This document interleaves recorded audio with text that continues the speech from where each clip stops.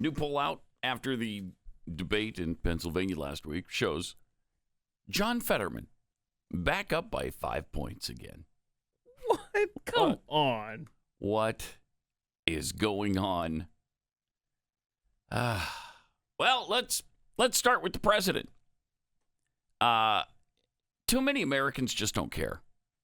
They don't care that we have a president, the most important and powerful office, and thus most important and powerful person in the world. And he's greatly challenged by, cognitive disabilities. He's also the biggest liar we've ever seen in that capacity. He lies about everything every day.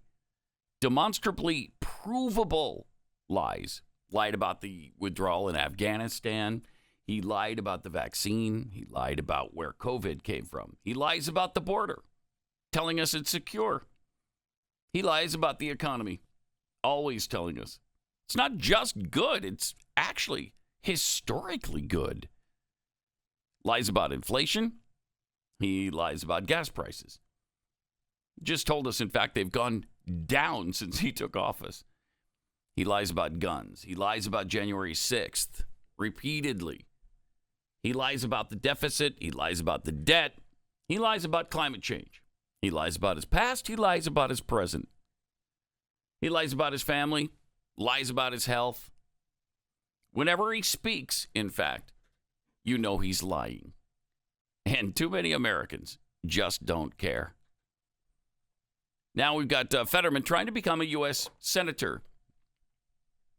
And in May, he had that massive stroke that nearly killed him. His campaign covered it up, and they continue to lie and cover it up.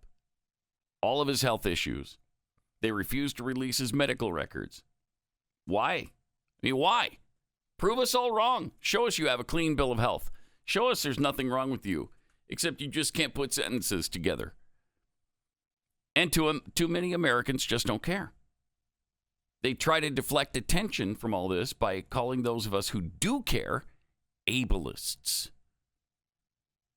I mean, think about this. If you worked for a company and you were the person in charge of hiring and you needed, let's say, speed typist, someone who could type into a word processor 150 words per minute, would you hire a person with no arms? Of course not, because unless they can speed type with their nose or their feet, they're not going to be able to do the job you need done. And what if they have good ideas, though? Yeah, that's not really what you're looking for. You're not really looking for an idea person. That's here. the case I've heard for John Fetterman. Yeah. He's got good ideas. Good ideas. I mean, I'm sure there's a multitude of jobs that a person with no arms could do. Mm-hmm. Speed typing just probably isn't one of them. Mm-hmm. U.S. senators have to have all their brain faculties available to them. If not, they're just not qualified for the job. And I'm sure there's a multitude of jobs that John Fetterman would be terrific at. Serving in the U.S. Senate just isn't one of them. I mean, he proved that beyond any shadow of a doubt that he's incapable of serving at this time last week during the debate. But, again, too many Americans just don't care. They're willing to compromise the nation just to stick it to so-called MAGA Republicans.